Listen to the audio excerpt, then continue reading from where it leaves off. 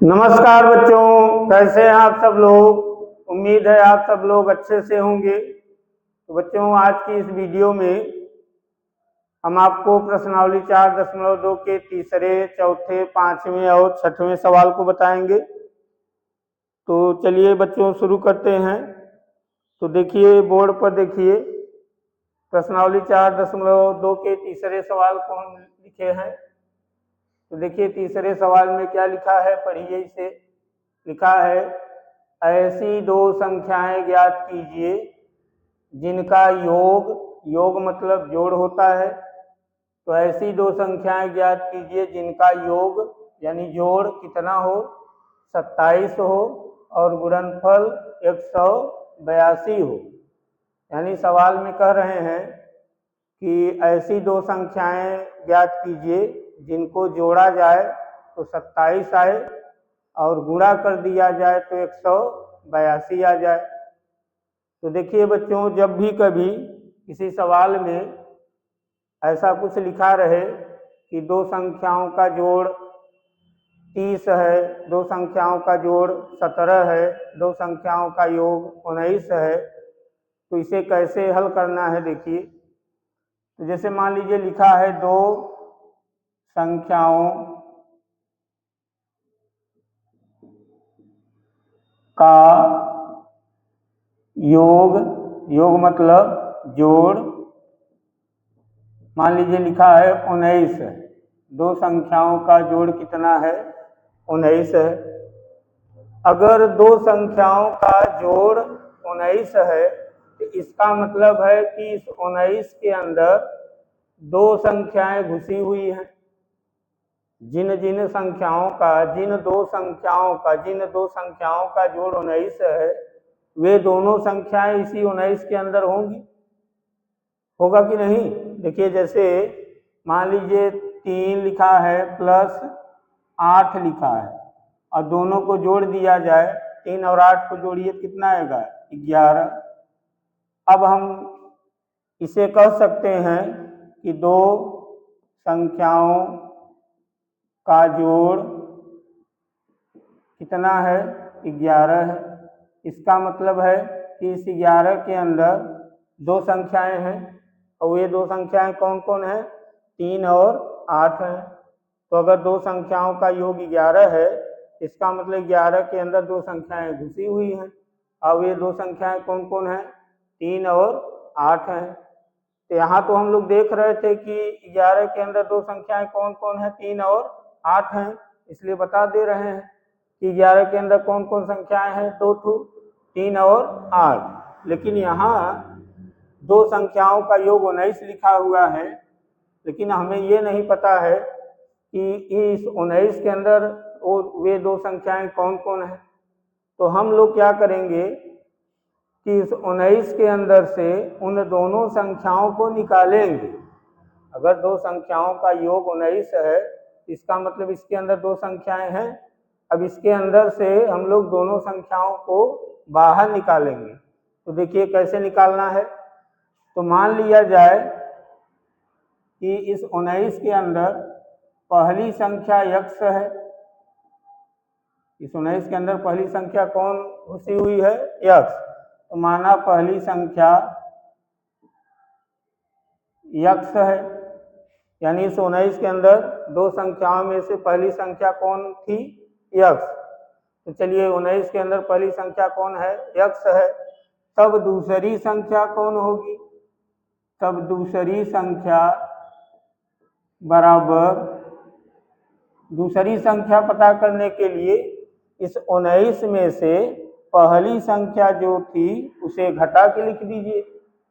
दूसरी संख्या लिखने के लिए इस 19 में से पहली संख्या जो माने हैं उसे घटा के लिख दीजिए, यानी लिख दें 19 माइनस x इस तरह। तो देखिए दो संख्याओं का योग कितना बता रहे थे, 19 है। इसका मतलब इसके अंदर दो संख्याएं थी, तो इसके अंदर से हम लोग दोनों संख्याओं को देखिए अलग अलग निकाल के लिख दिए हैं।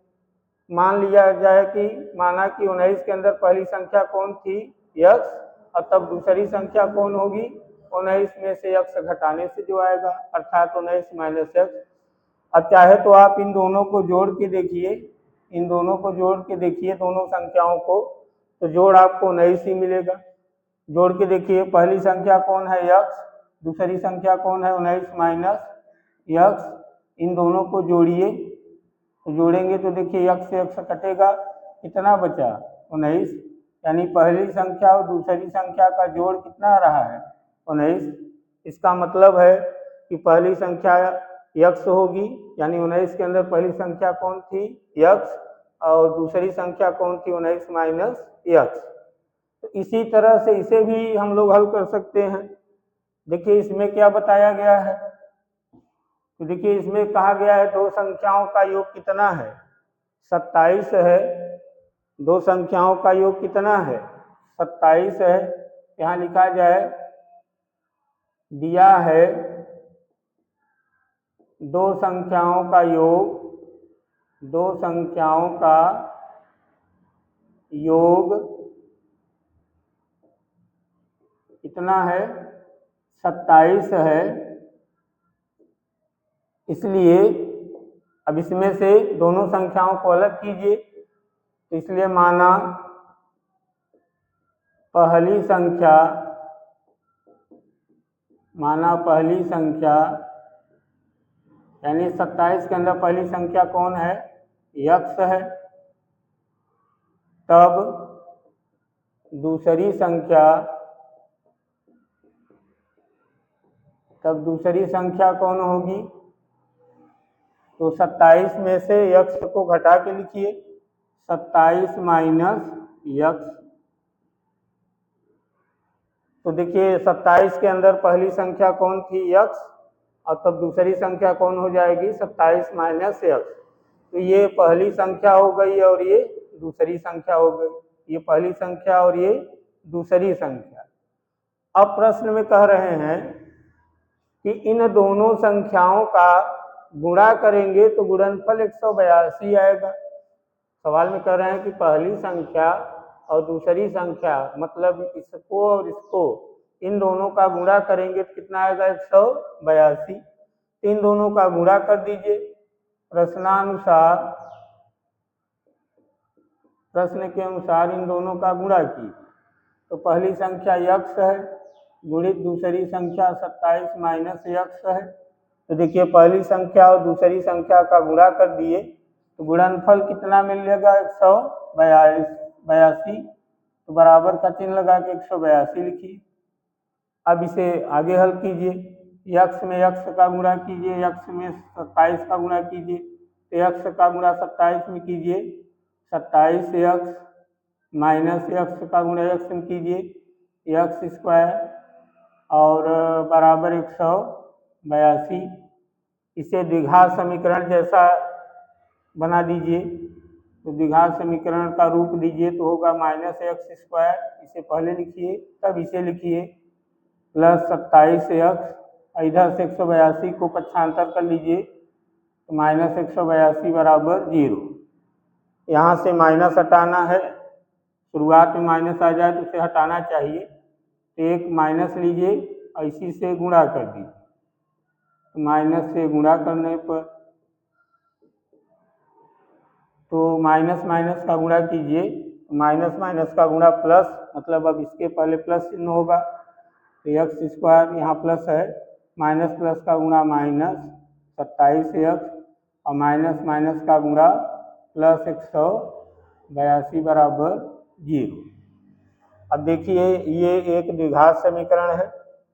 अब इसे हम लोग हल करेंगे, तो द्विघात समीकरण को हल करने की एक विधि आपको पता है, गुणनखंड विधि, उसी विधि से इसे हल कर दीजिए।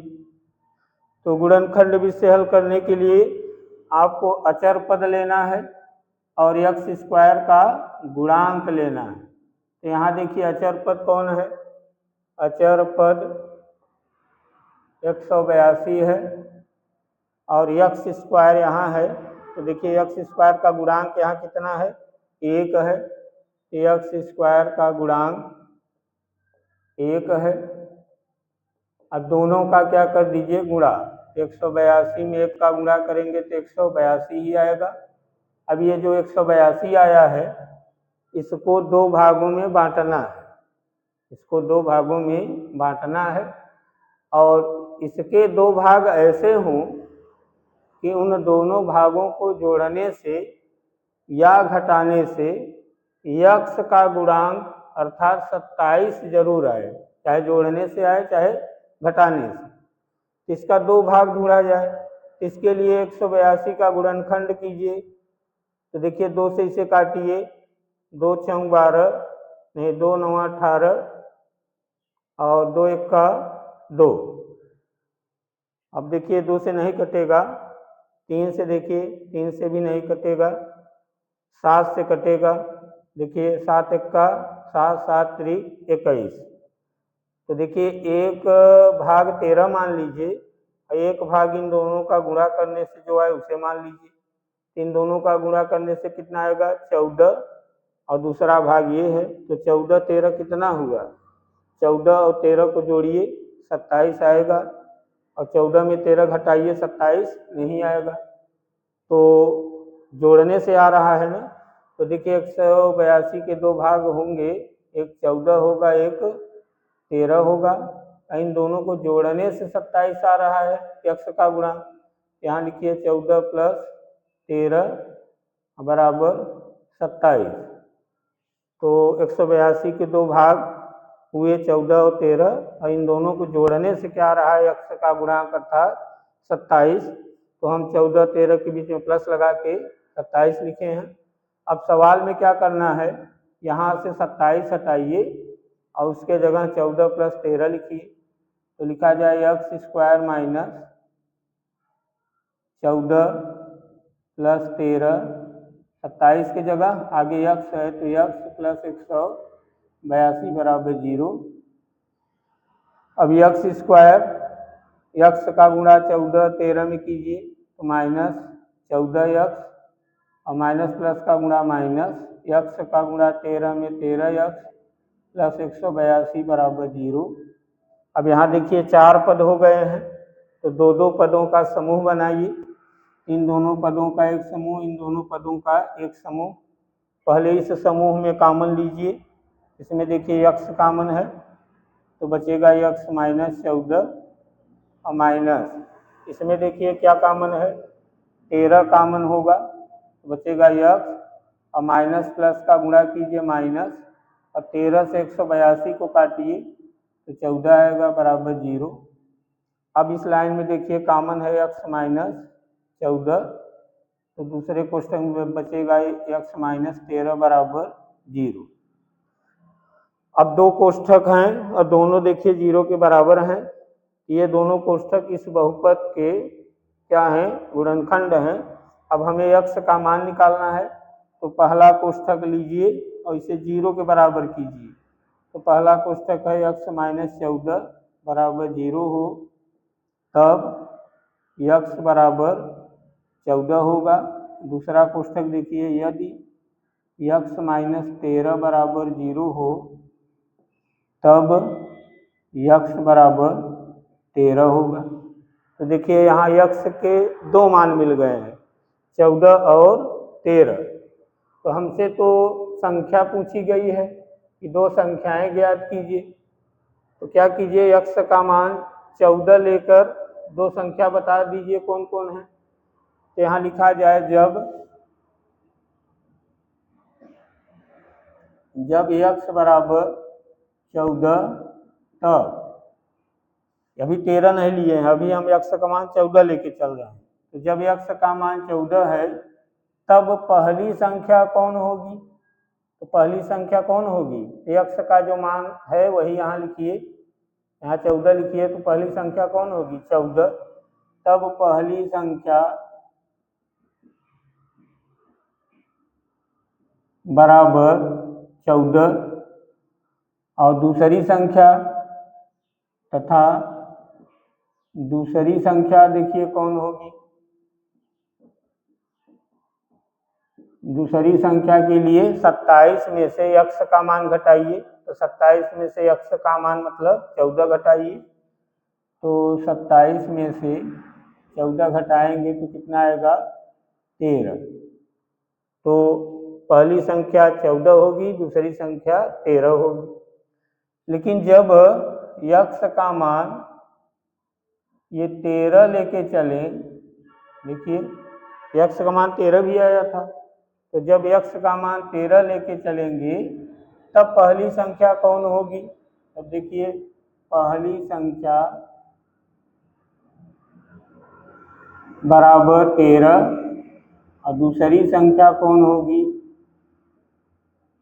तो दूसरी संख्या के लिए 27 में से यक्स का मान घटाइए, मतलब 13 घटाइए, तो 27 में से 13 घटाएंगे तो कितना आएगा? 14।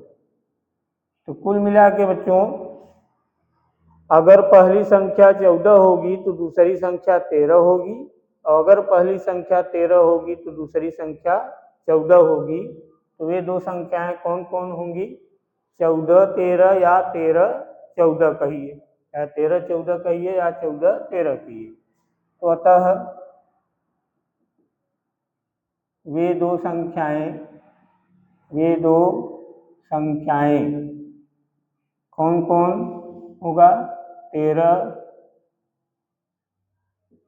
13 व 14 है। अच्छा, अब उत्तर चेक करना हो कि ये उत्तर सही है कि नहीं, तो कह रहे थे कि दोनों संख्याओं को जोड़ेंगे तो 27 आएगा। दोनों संख्याओं को जोड़ेंगे तो कितना आएगा? 27। तो इन दोनों को जोड़ के देखिए कितना आएगा? 27 आएगा। और कह रहे थे दोनों का गुणा करेंगे तो गुणनफल 182 आएगा। दोनों का गुणा करेंगे तो गुणनफल कितना आएगा? 182। तो दोनों का गुणा करके देख लीजिए, 13 चौका 52, कहीं 2 हासिल 5, और 13 इक्का 13 और 5 हासिल 18। देखिए गुणा करने से 182 भी आ रहा है। इसका मतलब ये दो संख्याएं कौन है? 13 और 14 है। ये तीसरा सवाल है, इसे नोट कर लीजिए। अब चलिए चौथा सवाल, इसे हम मिट दे रहे हैं। चलिए चौथा सवाल लिखिए।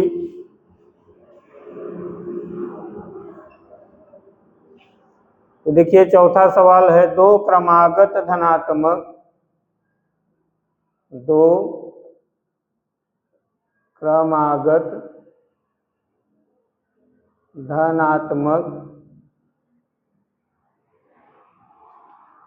पूर्णांक ज्ञात कीजिए। पूर्णांक ज्ञात कीजिए। दो क्रमागत धनात्मक पूर्णांक ज्ञात कीजिए जिनके वर्गों का योग 365 हो। जिनके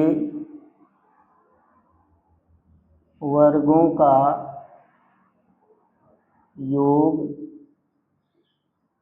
योग मतलब जोड़ 365 हो। तो देखिए इसमें कहा जा रहा है कि दो क्रमागत धनात्मक पूर्णांक ज्ञात कीजिए। दो क्रमागत धनात्मक पूर्णांक ज्ञात कीजिए जिनके वर्गों का योग कितना हो? 365 हो। तो यहाँ देखिए दो क्रमागत धनात्मक पूर्णांक ज्ञात करना है। दो क्रमागत धनात्मक पूर्णांक ज्ञात करना है। क्रमागत मतलब क्रम से आए, जो क्रम से आते हैं उन्हें क्रमागत संख्याएं कहते हैं। देखिए जैसे 35 के बाद क्या आएगा? 36, ये दोनों क्रमागत संख्याएं हैं। ऐसे 36 के बाद क्या आएगा? 37, ये दोनों क्रमागत संख्याएं हैं। तो क्रमागत संख्या मतलब क्रम से आने वाले। तो देखिए, अच्छा ये देखिए क्रमागत संख्याएं कैसे बनती हैं। जैसे मान लीजिए इस 35 को यक्स मान लिया जाए। 35 को क्या मान लिया जाए? यक्स। तो देखिए 36 कैसे बना होगा? 36 कैसे बना होगा? 35 प्लस 1 से बना होगा, यानी इस 35 में एक जोड़ा गया होगा तभी 36 आया है। तो 35 को हम क्या मान लिए हैं? यक्स। यहाँ 35 के जगह यक्स लिखें और आगे प्लस 1 लिखें, तो ये दो दोनों हैं, ये दोनों जो हैं ये भी क्रमागत माने जाएंगे। जैसे यक्स है और आगे यक्स प्लस 1 है तो ये दोनों क्रमागत संख्याएं मानी जाएंगी। तो क्रमागत संख्याएं देखिए ऐसे लिख सकते हैं, जैसे पहला यक्स है तो इसमें एक जोड़िए तो यक्स प्लस 1, फिर इसमें एक जोड़िए, इसमें एक जोड़िए यक्स प्लस 2, फिर इसमें एक जोड़िए यक्स प्लस 3। ये सब क्रमागत संख्याएं हैं। जैसे ये दोनों क्रमागत हैं, ये दोनों क्रमागत हैं, ये दोनों क्या हैं, क्रमागत हैं। तो इन्हीं में से हम दो क्रमागत संख्याओं को ले लें। तो इन दोनों को अगर ले लिया जाए तो ये दोनों क्रमागत हैं, इन दोनों को ले लें तो ये दोनों भी क्रमागत हैं, इन दोनों को ले लिया जाए तो ये दोनों भी क्या हैं, क्रमागत हैं।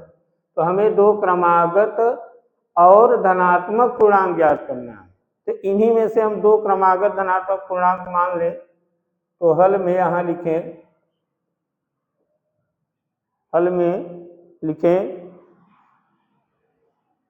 माना दो क्रमागत धनात्मक पूर्णांक, माना दो क्रमागत धनात्मक पूर्णांक यक्स और यक्स प्लस 1 है, यक्स और यक्स प्लस 1 है। ये दोनों कैसे पूर्णांक हैं, क्रमागत हैं और धनात्मक भी हैं। जरूरी नहीं था इन दोनों को ही लिया जाए, इसे और इसे ले लीजिए तब भी उत्तर वही आएगा, इसे और इसे लेंगे तब भी वही उत्तर आएगा, क्योंकि ये दोनों भी क्रमागत हैं, ये दोनों भी क्रमागत हैं, ये दोनों भी क्या हैं, क्रमागत हैं। तो हम इन्हीं दोनों को लेके हल कर रहे हैं। तो ये दोनों कैसी संख्याएं हैं, कैसे पूर्णांक हैं, क्रमागत हैं और धनात्मक हैं और दो ठो। अब सवाल में कह रहे हैं कि जो दो क्रमागत धनात्मक पूर्णांक हैं उनके वर्गों का जोड़ 365 हो। मतलब सवाल वाले कह रहे हैं कि ये जो दो संख्याएं हैं, दो पूर्णांक हैं, इन दोनों का वर्ग करके, इन दोनों का वर्ग करके जोड़ेंगे तो 365 आएगा। तो प्रश्न के अनुसार इन दोनों का वर्ग करके जोड़ दिया जाए। तो प्रश्न के अनुसार इसका वर्ग कीजिए। इसका वर्ग मतलब इसके ऊपर दो घात लगा दीजिए। तो देखिए इसके ऊपर दो घात लगा दिए, मतलब इसका वर्ग हो गया। इसका भी वर्ग करना है तो इसके ऊपर भी दो घात लगा दीजिए। तो चलिए इसके ऊपर भी दो घात लगा दिए, इन दोनों का वर्ग हो गया। अब कह रहे हैं कि वर्ग करने के बाद इन दोनों को जोड़ेंगे मतलब प्लस लगाएंगे बीच में, तो उत्तर कितना मिलेगा, 365 मिलेगा, 365 मिलेगा। ऐसा सवाल में कह रहे हैं कि जिनके मतलब जो दो ठो क्रमागत धनात्मक पूर्णांक हैं उनके वर्गों का योग कितना है, 365 है। तो चलिए अब इसे हल किया जाए। इसे हल करें तो हमें दो क्रमागत धनात्मक पूर्णांक बाद में मिल जाएंगे। इसे हल किया जाए एक्स स्क्वायर प्लस, इसमें ए प्लस बी का होल स्क्वायर का सूत्र लग सकता है। इसे ए मान लिया जाए, इसे बी मान लिया जाए। ए प्लस बी का होल स्क्वायर का सूत्र लगाइए। A plus B plus C का नहीं, ए प्लस बी का होल स्क्वायर का सूत्र क्या है, बराबर होता है A square plus B square plus 2ab। इसी सूत्र से इसे खोल दीजिए, इसे ए समझिए, इसे बी। ए प्लस बी का होल स्क्वायर बराबर देखिए ए स्क्वायर मतलब X square plus B square मतलब एक स्क्वायर प्लस 2ab मतलब 2x इंटू 1 बराबर 365। यहाँ एक्स स्क्वायर जोड़ सकते हैं तो होगा 2x स्क्वायर प्लस 1 का स्क्वायर कीजिए 1, इन तीनों का गुणा कीजिए 2x, उधर से 365 को पक्षांतर कर लीजिए, माइनस 365 बराबर 0। अब इसे द्विघात समीकरण जैसा बनाना है। 2x स्क्वायर प्लस 2x, और यहाँ देखिए 365 में एक घट जाएगा, ये माइनस में है, प्लस में है, घटेगा तो आएगा -364 बराबर 0।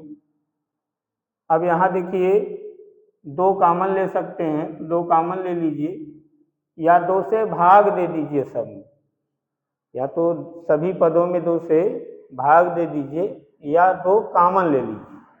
तो 2 कामन ले लें तो बचेगा x² प्लस x माइनस 2 से इसे काटिए, 2 1 का 2, 1 बचा 16 हुआ, 2 8 16 और 2 दूना 4 बराबर 0। यहाँ से 2 हटाएंगे तो 0 के नीचे चला जाएगा, x² प्लस x माइनस 182 और बराबर 0 हो जाएगा। अब इसका गुणनखंड करना है, ये द्विघात समीकरण है, इसे गुणनखंड भी से हल कीजिए। तो यहाँ देखिए अचर पद 182 है और x² का गुणांक कितना है 1, तो अचर पद और x² का गुणांक 1 जो है तो दोनों का गुणा कीजिए तो 182 और यहाँ का 1 गुणा कीजिए, 182 1 का 182 आएगा। अब 182 के ऐसे 2 भाग ढूंढिए कि जोड़ने घटाने से, इसके ऐसे 2 भाग ढूंढिए कि उन दोनों भागों को जोड़ने से या घटाने से यक्ष का गुणांक अर्थात 1 आ जाए। यक्ष का गुणांक क्या है यहाँ 1 आ जाए, तो इसका 2 भाग ढूंढा जाए। तो अभी इसके पहले वाले सवाल में इसका 2 भाग मिला था 14 13, 14 और 13 मिला था ना, देखिए 14 और 13, देखिए 13 चौका 52, 2 5 हासिल, 13 का 13 5 18, यानी गुणा करने से 182 आ रहा है। अच्छा, हमें तो इन दोनों को जोड़ने या घटाने से 1 लाना है, तो देखिए इन दोनों को जोड़ेंगे तो 1 नहीं आएगा, 27 आएगा, जो कि इसके पहले वाले सवाल के लिए सही था। तो यहाँ 14 13 जोड़ने से 1 नहीं आएगा, लेकिन इन दोनों को घटाने से 1 आएगा। तो घटाने से 1 आएगा तो क्या कीजिए 14 माइनस 13 लिखिए और घटाने से कितना आएगा 1। तो वहाँ जो 1 है अक्ष के बगल में, यहाँ इसी 1 के जगह ये लिख दीजिए, तो लिखिए x² प्लस 14 माइनस 13, ये 1 के जगह लिखा गया, आगे x है तो x माइनस 182 बराबर 0। x² धन x का गुणा इन दोनों में, तो 14x माइनस 13x माइनस 182 बराबर 0। इन दोनों में और इन दोनों में कामन, तो पहले इस समूह में कामन लीजिए, तो x बचा x प्लस 14 माइनस 13 कामन लीजिए, तो x माइनस माइनस का गुणा प्लस 13 से 182 काटेंगे 14 आएगा बराबर 0। अब इसमें देखिए कामन है x प्लस 14 और बचेगा x माइनस 13। ये तो द्विघात समीकरण जो था उसका गुणनखंड हुआ, हमें x का मान इसमें से निकालना है। तो पहला कोष्ठक लिया जाए, पहले कोष्ठक में देखिए लिखा है x प्लस 14 बराबर 0 हो तब x बराबर माइनस 14, और दूसरा यदि दूसरा कोष्ठक देखिए x माइनस 13 बराबर 0 हो तब x बराबर कितना होगा 13। अब देखिए बच्चों यहाँ x का मान 2 आया है, x बराबर माइनस 14 आया है, x बराबर 13 आया है, तो इन दोनों में से एक सही है एक गलत है। अब कौन सही है, तो देखिए x को हम लोग माने क्या थे, x को ध्यान से पढ़िए, धनात्मक पूर्णांक माने थे। x कैसा पूर्णांक है, धनात्मक पूर्णांक है, तो ये भी एक धनात्मक पूर्णांक होगा। तो x को कुल मिला के हम कैसा माने थे, धनात्मक पूर्णांक। और यहाँ देखिए x का जो मान आया है वो धनात्मक पूर्णांक नहीं है, x धनात्मक पूर्णांक है, लेकिन इसके बराबर जो आया वो धनात्मक पूर्णांक नहीं है बल्कि ऋणात्मक है। तो ये धनात्मक पूर्णांक नहीं है, इसीलिए अमान्य होगा। इसीलिए क्या है, अमान्य है, ये अमान्य होगा।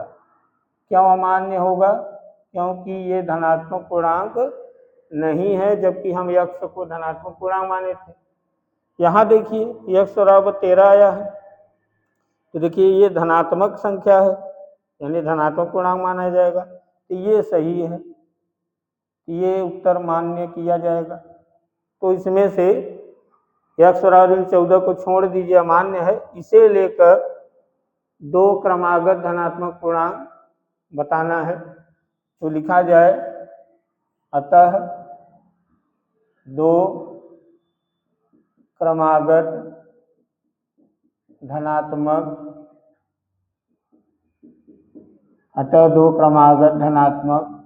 पूर्णांक बराबर यक्ष का मान कौन ले 13, तो यक्ष की जगह क्या लिखिए 13, और यहाँ भी यक्ष की जगह क्या लिखिए 13 और प्लस 1, तो होगा 13 और एक जोड़िए 14। तो ये हैं 2 क्रमागत धनात्मक पूर्णांक। देखिए दोनों क्रमागत नहीं है, 13 के बाद 14 आता है, दोनों क्रमागत हैं, दोनों धनात्मक भी हैं। अच्छा, ये दोनों सही हैं, उत्तर की गलत हैं, ये कैसे चेक करेंगे? तो कह रहे थे सवाल वाले कि इन दोनों का स्क्वायर करके अर्थात वर्ग करके जोड़ेंगे तो 365 आएगा। कह रहे थे ना कि जिनके मतलब 2 जो पूर्णांक हैं उनके वर्गों का, तो यही दोनों पूर्णांक हैं, इन दोनों का वर्ग कीजिए। देखिए 13 का स्क्वायर 14 का स्क्वायर और दोनों को जोड़िए, देखिए कितना आता है। 13 का स्क्वायर 169, 14 का स्क्वायर 196, जोड़िए 9 6 15, फिर 9 6 15 1 16 और 1 1 2 1 3, देखिए 365 आ रहा है। यानी दोनों का स्क्वायर करके जोड़ा गया तो कितना आया 365, जो कि सवाल वाले कह भी रहे थे। इसका मतलब इसका उत्तर 13 और 14 ही हो। चलिए इसे नोट कर लीजिए। तो चलिए इसे मिट दे रहे हैं।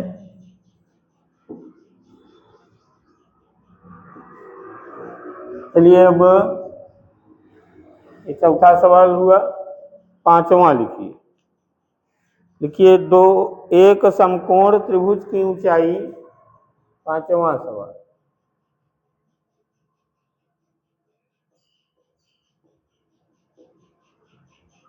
एक समकोण त्रिभुज की ऊंचाई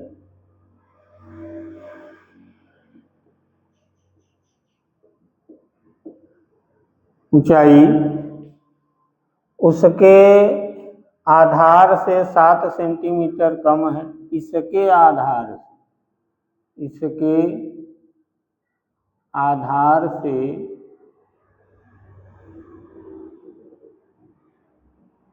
7 सेंटीमीटर कम है, आधार से 7 सेंटीमीटर कम है। यदि कर्ण 13 सेंटीमीटर का हो, यदि कर्ण 13 सेंटीमीटर का हो तो अन्य 2 भुजाएं ज्ञात कीजिए। अन्य 2 भुजाएं ज्ञात कीजिए।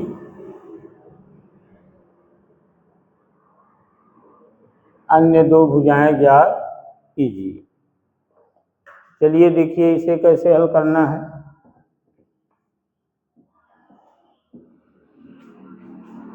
तो देखिए बच्चों इसे ध्यान से पढ़िए और पढ़कर ये पता कीजिए कि किसकी जानकारी नहीं दे रहे हैं। जैसे मान लीजिए लंबाई है, चौड़ाई है, ऊंचाई है, तो लंबाई की जानकारी दे रहे हैं कि चौड़ाई की जानकारी दे रहे हैं कि ऊंचाई की जानकारी दे रहे हैं, या किसकी जानकारी नहीं दे रहे हैं, किसकी जानकारी दे रहे हैं, ये पता कीजिए। और एक चीज़ आप लोग ध्यान रखिए, सवाल को ध्यान से पढ़िए और जब आपको लगे कि इसी चीज के बारे में सवाल वाले नहीं बता रहे हैं, मतलब इसी के बारे में जानकारी नहीं दे रहे हैं, तो जिस चीज के बारे में जानकारी न दें उसी को आप यक्ष मान लीजिए। जिस चीज के बारे में कोई जानकारी न दी जाए, सवाल वाले न दें, उसी को क्या मानिए? यक्ष। इसमें पढ़िए, ध्यान से देखिए। देखिए सवाल वाले क्या कह रहे हैं। लिखे हैं एक समकोण त्रिभुज है, मान लीजिए कोई समकोण त्रिभुज है, चलिए कोई समकोण त्रिभुज है, ऐसे ये समकोण त्रिभुज है, इसमें एक कोण 90 अंश होगा, मान लिया जाए इसका नाम है ए बी सी, मान लिया जाए ए बी सी एक समकोण त्रिभुज है। कह रहे हैं समकोण त्रिभुज की ऊंचाई, समकोण त्रिभुज की ऊंचाई, तो समकोण त्रिभुज देखिए इतना ऊंचा है, ए से लेकर बी तक इतना ऊंचा है, यानी बी से लेकर ए तक इसकी ऊंचाई यही मानी जाएगी।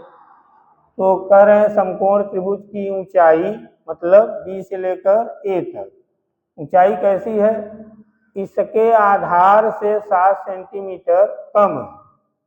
तो पहले तो यहाँ आधार निर्धारित कर लीजिए क्या है। तो देखिए बच्चों, समकोण त्रिभुज में जहाँ 90 अंश का कोण बने उसके ठीक सामने वाली लाइन को कर्ण कहते हैं। समकोण त्रिभुज में जहाँ 90 अंश का कोण बने उसके ठीक सामने वाली लाइन का नाम क्या रखिए? कर्ण। और ये जो ऊंचाई बता रहे हैं, इसे ऊंचाई कहिए या लंब कहिए? इसे ऊंचाई कहिए या आप लंब कह सकते हैं, लंब। तो ये कर्ण हुआ, ये ऊंचाई या लंब हुआ, तो ये जो बचा है ये क्या है? इसे आप आधार समझ लीजिए। यहाँ ए बी को ऊंचाई समझिए या इसी को आप लंब मानिए, BC को आधार समझिए, BC को आधार समझिए और AC को क्या समझिए? कर्ण समझिए। तो चलिए अब यहाँ देखिए, यहाँ से यहाँ तक पढ़िए तो आपको पता चलेगा कि किसके बारे में सवाल वाले जानकारी दे रहे हैं और किसके बारे में जानकारी नहीं दे रहे हैं। तो देखिए लिखे हैं समकोण त्रिभुज की ऊंचाई आधार से 7 सेंटीमीटर कम है। ऊंचाई आधार से 7 सेंटीमीटर कम है। ऊंचाई आधार से 7 सेंटीमीटर कम है, मतलब किसके बारे में बता रहे हैं? ऊंचाई के बारे में। समकोण त्रिभुज की ऊंचाई ऐसी है, आधार से 7 सेंटीमीटर कम है, तो मतलब ऊंचाई के बारे में बता रहे हैं। आधार कितना है ये नहीं बता रहे हैं, लेकिन ऊंचाई कितनी है? आधार से 7 सेंटीमीटर कम है, लेकिन आधार कितना है ये नहीं बता रहे हैं। तो इसी को हम लोग यक्ष माने, तो माना समकोण त्रिभुज का आधार, समकोण त्रिभुज ABC का आधार, आधार का मतलब BC, ऐसे क्या मान लें? यक्ष सेंटीमीटर। तो हम किसे यक्ष मान लिए? आधार को। क्यों इसी को माने हैं? क्योंकि इसी के बारे में कोई जानकारी नहीं दे रहे थे। तब देखिए, तब प्रश्न के अनुसार समकोण त्रिभुज की ऊंचाई कितनी होगी? समकोण त्रिभुज, तब समकोण त्रिभुज ABC की ऊंचाई, ऊंचाई को कौन सा अक्षर लिख दें? ऊंचाई को देखिए AB लिखें। AB बराबर, कह रहे थे कि समकोण त्रिभुज की जो ऊंचाई है AB वो आधार से 7 सेंटीमीटर कम है, यानी आधार की लंबाई जितनी है उसी से 7 सेंटीमीटर क्या है? कम है। तो आधार की लंबाई कितनी है? देखिए आधार कितना माने हैं? यक्ष, तो आधार की जगह यक्ष लिखिए अब -7 और आगे सेंटीमीटर लिख दीजिए। तो देखिए ऊंचाई ए बी बराबर मिला x -7। ठीक है, अब आगे कर्ण दिया ही गया है, दिया है कर्ण, दिया है कर्ण। कर्ण का नाम क्या रखे हैं हम? AC। AC बराबर 13 सेंटीमीटर, 13 सेंटीमीटर। ये AB बराबर इसे लिख सकते हैं। अब क्या करना है? अब चूंकि ये त्रिभुज ABC एक समकोण त्रिभुज है, और समकोण त्रिभुज है तो इसमें हम पाइथागोरस प्रमेय लगा सकते हैं। तो समकोण त्रिभुज ABC में, त्रिभुज ABC में पाइथागोरस प्रमेय से, पाइथागोरस प्रमेय से, तो पाइथागोरस का प्रमेय लगाया जाए। पाइथागोरस का प्रमेय क्या है? कर्ण स्क्वायर बराबर लंब स्क्वायर धन आधार स्क्वायर। कर्ण स्क्वायर बराबर लंब स्क्वायर धन आधार स्क्वायर, तो यही लिखें, कर्ण स्क्वायर बराबर लंब स्क्वायर और धन आधार स्क्वायर। इसे अंग्रेजी अक्षरों में लिख दीजिए। कर्ण देखिए क्या है? AC, AC square. लंब क्या है? लंब देखिए कहाँ से कहाँ तक है? लंब AB है, AB स्क्वायर, और आधार BC है, BC स्क्वायर। इसी में सबका मान रख दीजिए। जैसे A से C की लंबाई देखिए कितनी है? 13। AC की जगह 13 लिखिए स्क्वायर। AB की लंबाई देखिए कितनी है? AB x -7, x -7 लिखिए का whole square, plus BC, BC की लंबाई देखिए क्या है? x, तो BC की जगह x लिखिए स्क्वायर। यहाँ 13 का स्क्वायर 169 होगा। यहाँ a - b का होल स्क्वायर का सूत्र लगाइए। a इसे मानिए, b इसे मानिए। a - b का होल स्क्वायर बराबर a square plus b square -2ab, और प्लस आगे x स्क्वायर। तो यहाँ 169 बराबर x स्क्वायर दोनों को जोड़ के लिखिए, 2x स्क्वायर, 7 का स्क्वायर 49 और -7 दूना 14x। अब क्या कीजिए कि इसे इस तरह लिख दीजिए, द्विघात समीकरण बनाना है। तो 2x square plus 49 minus 14x बराबर 169। हम ये पूरा उलट के उधर रख दिए, इधर का उधर कर दिए, उधर का इधर कर दिए। जैसे पेन ऐसे रखा है तो उलट के ऐसे कर दिए। चलिए अब आगे x, 2x square minus 14x plus 49, और उधर से 169 को लाइए, 169 बराबर 0। ये हो जाएगा 2x स्क्वायर माइनस 14x, और घटाइए, दोनों घटेंगे, 9 में 9 घटा 0, 6 में 4 घटा 2, 1, माइनस 120 बराबर 0। देखिए 2 से कट जाएगा, या 2 कॉमन ले लीजिए, तो x square minus 7x minus 2 × 12 7 आएगा। यहाँ से 2 हटा दीजिए, तो चलिए इसे हम हटा दे रहे हैं। तो यहाँ से 2 हटाएंगे कि 0 के बटे के नीचे जाएगा और 0 हो जाएगा। तो x square minus 7x minus 60 बराबर 0। ये 2 कहाँ जाएगा? 0 के बटे के नीचे, तो 0/2 होगा, जिसका उत्तर 0 ही होगा। अब देख लीजिए इसे आगे, उसे देखिए, उसका गुणनखंड करना है क्योंकि ये द्विघात समीकरण जैसा है। तो चलिए इसका गुणनखंड कीजिए। देखिए अचर पद कौन है? 60, और x स्क्वायर का गुणांक कितना है? 1, तो 60 और 1 का गुणा करेंगे 60 ही आएगा।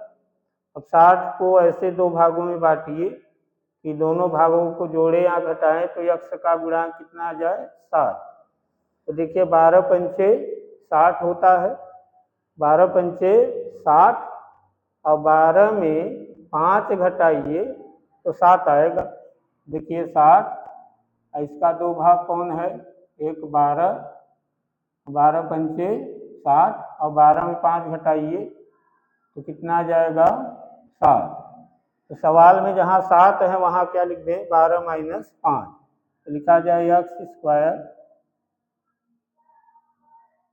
7 के जगह 12 माइनस 5, आगे x माइनस 60 बराबर 0,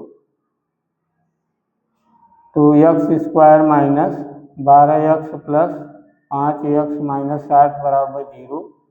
इन दोनों में और इन दोनों में कॉमन, इसमें कॉमन x है तो बचेगा x माइनस 12 और प्लस 5 कॉमन है, यहाँ बचेगा x माइनस 12 बराबर 0। तो अब कॉमन x माइनस 12 बचा x प्लस 5 बराबर 0। तो देखिए पहले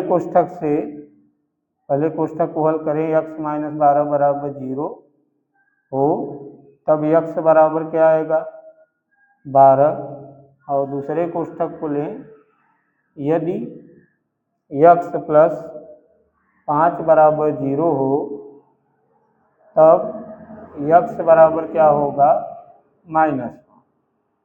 अब यहाँ भी देखिए x का मान 2 आ गया है, एक 12 आया है, एक -5 आया है, इसमें कौन सा मान्य हो सकता है।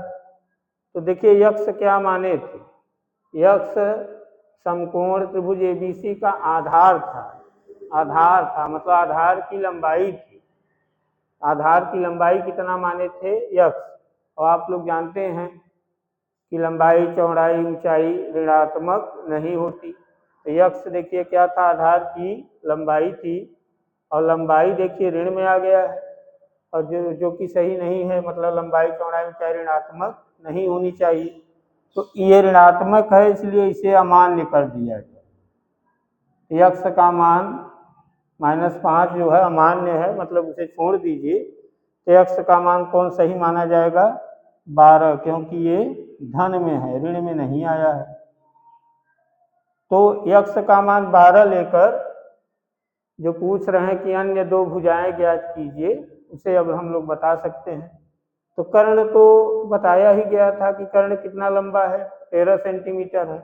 तो अन्य 2 भुजाएं कौन कौन बताना है, एक ये ऊंचाई और एक ये आधार, इन दोनों भुजाओं की लंबाई बताना है।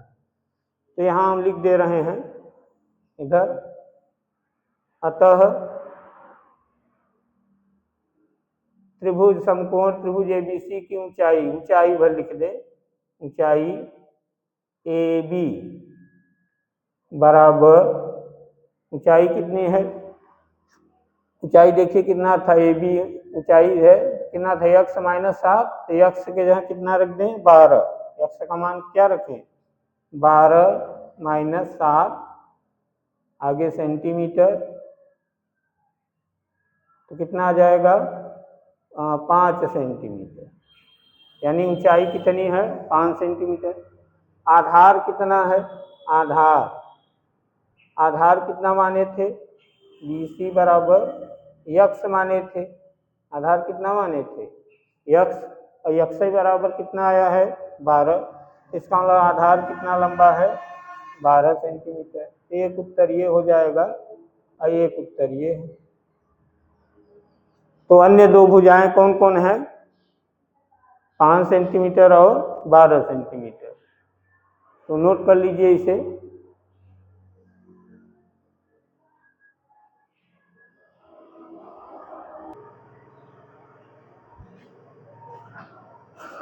हाँ तो चलिए बच्चों इसे मिट दे रहे हैं।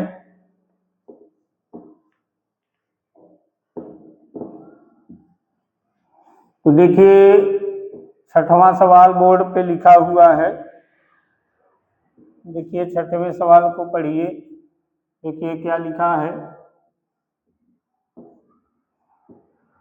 देखिए 6वें सवाल में लिखा हुआ है, एक कुटीर उद्योग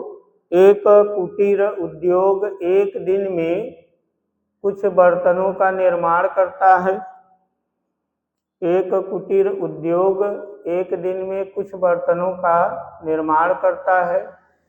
एक विशेष दिन यह देखा गया कि प्रत्येक नग की निर्माण लागत रुपयों में उस दिन के निर्माण किए गए बर्तनों की संख्या के दोगुने से 3 अधिक थी। यदि उस दिन की कुल निर्माण लागत 90 रुपये थी तो निर्मित बर्तनों की संख्या और प्रत्येक नग की लागत ज्ञात कीजिए। तो बच्चों देखिए, अभी इसके पहले वाले सवाल में हम आपको यही बता रहे थे कि सवाल वाले जिसके बारे में जानकारी न दे उसी को यक्ष मान लेना चाहिए। सवाल वाले जिसके बारे में जानकारी न दे उसी को क्या मान लीजिए, यक्ष। तो इसमें आप इस सवाल को ध्यान से पढ़िए और यही पता कीजिए, बार बार पढ़कर पता कीजिए कि किसके बारे में जानकारी नहीं दे रहे हैं। तो देखिए क्या बता रहे हैं, ध्यान से देखिए। देखिए यहाँ लिखे हुए हैं प्रत्येक नग की निर्माण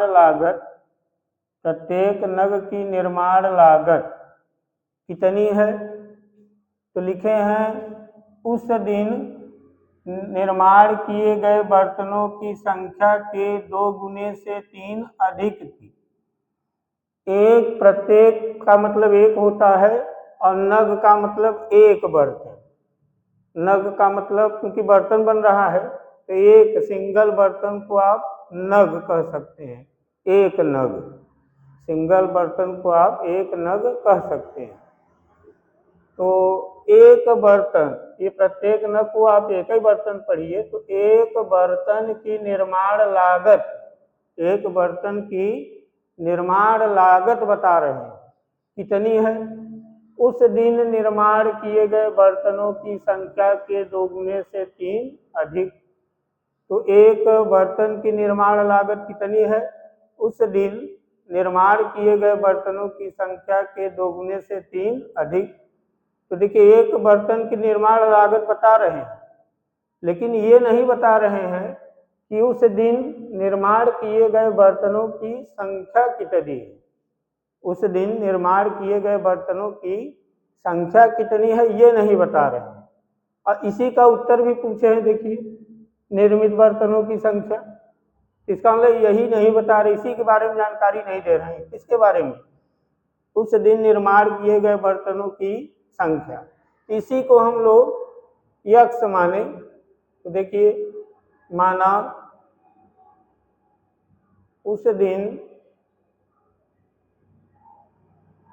निर्माण या निर्मित बर्तनों की संख्या, निर्मित बर्तनों की संख्या बराबर यक्ष। यानी उस दिन कितने बर्तन बने थे, यक्ष बर्तन बने थे। उस दिन निर्मित बर्तनों की संख्या कितनी थी, यक्ष। तब प्रश्न के अनुसार अब प्रश्न के अनुसार हम लोग लिखेंगे। क्या लिखेंगे, एक बर्तन यानी एक नग की निर्माण लागत लिखेंगे। तो प्रश्न के अनुसार एक नग की निर्माण लागत रुपयों में कितनी होगी। तो कह रहे थे कि निर्मित बर्तनों की संख्या के 2 गुने से 3 अधिक। निर्मित बर्तनों की संख्या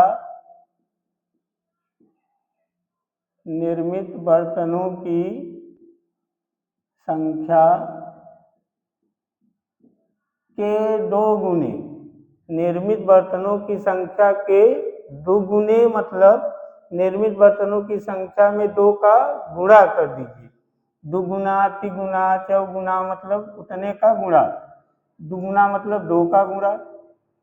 तो निर्मित बर्तनों की संख्या के 2 गुने से 3 अधिक, मतलब इसी में प्लस का चिन्ह लगा के 3 और लिख दी। तो देखिए एक नग की निर्माण लागत कितनी है, निर्मित बर्तनों की संख्या के 2 गुने से 3 अधिक, अधिक मतलब प्लस, तो प्लस का चिन्ह लगा के 3 लिख दीजिए। अब इसे और आगे बढ़ाइए। निर्मित बर्तनों की संख्या कितनी है? देखिए निर्मित बर्तनों की संख्या यक्ष माने है, इसके जगह क्या लिखिए? यक्ष लिखिए। तो इसके जगह यक्ष लिखिए और आगे गुणित का चिन्ह, फिर 2 और प्लस 3, तो बराबर आ जाएगा 2 यक्ष प्लस 3 इतना रुपया।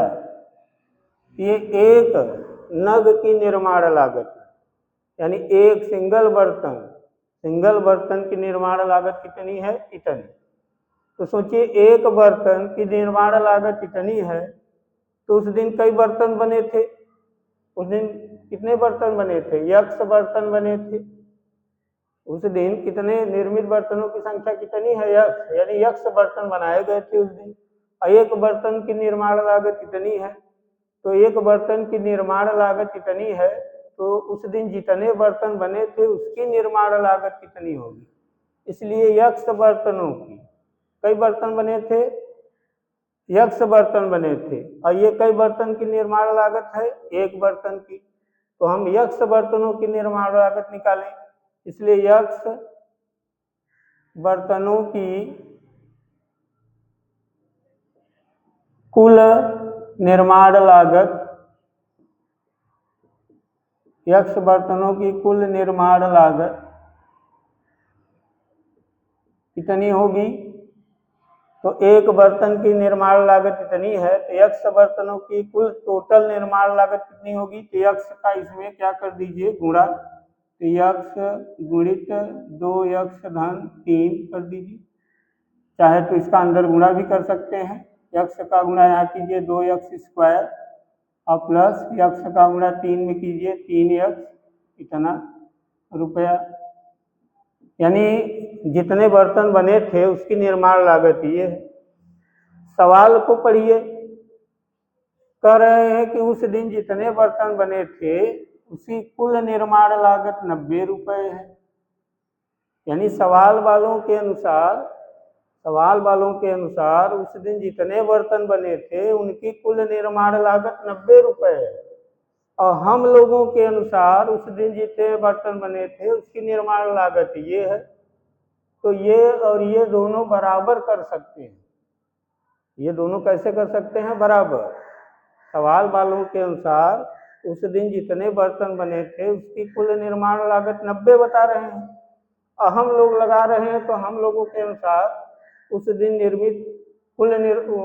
जितने बर्तन बने थे उसकी कुल निर्माण लागत ये है। तो ये भी 90 न है, ये भी देखा जाए तो 90 ही है, क्योंकि यक्ष में लिखा है तो ऐसा लग रहा है कि अलग होगा। अभी यक्ष का मान इसमें जब आएगा तो इसमें रख के देखेंगे तो 90 ही आएगा। तो हमारे कहने का मतलब इस 90 को इसके बराबर कर सकते हैं। तो प्रश्न के अनुसार दोनों को बराबर किया जाए। प्रश्नानुसार दोनों को बराबर कीजिए। इसे पहले लिख दीजिए 2 यक्ष स्क्वायर प्लस 3 यक्ष रुपया, उधर 90 रुपया कर दीजिए। तो रुपया से रुपया कटेगा तो 2 यक्ष स्क्वायर प्लस 3 यक्ष बराबर 90 बचा। 90 को पक्षांतर कीजिए तो 2 यक्ष स्क्वायर प्लस 3 यक्ष माइनस 90 बराबर 0। 2 यक्ष माइनस 3 यक्ष, ठीक है। अब देखिए ये द्विघात समीकरण है, इसे हल करना है। तो यहाँ देखिए अचर पद 90 है और यक्ष स्क्वायर का गुणांक 2 है, तो पहले 90 और 2 का गुणा कीजिए। तो 2 गुणित 90 बराबर 180। अब 180 को 2 भागों में बांटना है। 180 को 2 भागों में बांटना है, और दोनों भागों को जब जोड़ा जाए, जोड़ने से या हटाने से अक्ष का गुणांक 3 आ जाए। तो चलिए इसके 2 भाग ढूंढिए। देखिए 15 12 होगा, 15 12। पहले इन दोनों का गुणा करके देखिए, 180 आता है। देखिए 15 दूना 30, 3 हासिल, और 15 का 15 3 18, गुणा करने से 180 आ रहा है। अब 15 में 12 घटा के देखिए 3 भी आएगा। जोड़ने से तो 3 नहीं आएगा, लेकिन घटाने से आएगा। तो इसका मतलब 15 माइनस 12 बराबर 3। तो सवाल में जहाँ 3 है वहाँ 15 माइनस 12 लिखिए। तो चलिए 3 की जगह क्या लिखें, 15 माइनस 12। 3 के उस साइड में x है, उस साइड में 90 है, बराबर 0 है, और 3 के इस साइड में प्लस है और 2x स्क्वायर है। तो चलिए आगे हल कीजिए। 2x स्क्वायर प्लस x का गुणा 12 15 दोनों में कीजिए। 15x माइनस 12x माइनस 90 बराबर 0। अब 4 पद हैं तो 2 पदों का समूह।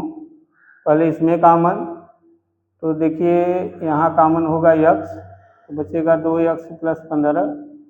यहाँ 6 कामन होगा, तो 6 दूना 12 x माइनस माइनस प्लस, और 6 से इसे काटिए, 6 का 6, 6 पंचे 30, 15 छक्का 90 होता है। अब कामन है 2x धन 15 और बचा x माइनस 6 बराबर 0। अब पहला कोष्ठक लिया जाए तो यदि 2x धन 15 बराबर 0 हो तब x बराबर 2x बराबर माइनस 15 होगा और x बराबर माइनस 15/2 होगा, जो कि अमान्य है, जो कि क्या है, अमान्य रहेगा, अमान्य है। तो ये क्यों अमान्य होगा, क्योंकि x क्या माने थे, बर्तनों की संख्या माने थे।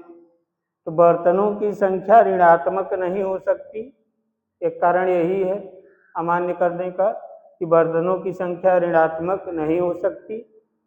और यहाँ देखिए 15/2 लिखा है, 15/2 मतलब 15 का आधा, तो 15 का आधा 7.5 होता है। तो क्या 7.5 बर्तनों की संख्या 7.5 हो सकती है? बर्तनों की संख्या या तो 8 होगी या तो 7 होगी, 7.5 थोड़ी होगा। अब कोई बर्तन खरीदने गया है तो कोई आधा गिलास थोड़ी खरीदेगा पूरा गिलास। तो कहने का मतलब बर्तनों की संख्या ऋणात्मक नहीं हो सकती और बर्तनों की संख्या एक पूर्ण संख्या में होगी, या कहिए हाँ पूर्ण संख्या में कहिए, जैसे 1 बर्तन होगा, 2 बर्तन होगा, 10 बर्तन होगा, इसलिए मान्य है। दूसरा कोष्ठक देखिए, यदि x माइनस 6 बराबर 0 हो तब x बराबर कितना होगा, 6। अब देखिए प्लस में आया है, एक पूर्ण संख्या के रूप में भी आया है, इसलिए यही मान्य होगा। तो चलिए इसका उत्तर बताया जाए जो पूछे हुए हैं। क्या पूछे हैं, तो निर्मित बर्तनों की संख्या ज्ञात कीजिए। तो निर्मित बर्तनों की संख्या, तो लिखिए अतः निर्मित बर्तनों की संख्या बराबर कितना माने थे, निर्मित बर्तनों की संख्या कितना माने थे, निर्मित बर्तनों की संख्या x माने थे, x का मान कितना आया है, 6। एक उत्तर यही होगा। और प्रत्येक नग की निर्माण लागत पूछे, तो प्रत्येक नग की निर्माण लागत, प्रत्येक नग की निर्माण लागत कितनी होगी, देखिए प्रत्येक मतलब एक नग की निर्माण लागत कितना था, 2x धन 3। तो 2x के जगह x का मान रखिए 6 और प्लस 3 रुपया, तो कितना आएगा, 6 दूना 12 और प्लस 3 रुपया, 12 3 15 रुपया, 12 3 15 रुपया, यानी एक नग मतलब एक बर्तन की निर्माण लागत कितनी थी, 15 रुपये। अब कुल कितने बर्तन बने थे, 6 बर्तन। एक बर्तन अगर 15 रुपये का है तो 6 बर्तनों का मूल्य कितना होगा, 15 छक्का 90। तभी वो लोग बता रहे थे कुल निर्माण लागत 90 रुपये है। अच्छा हम कह रहे थे कि ये 90 ही है, तो देखिए तभी तो इसे और 90 को बराबर करके लिखे थे। इसे यक्स का मान रख के देखिए 90 ही है।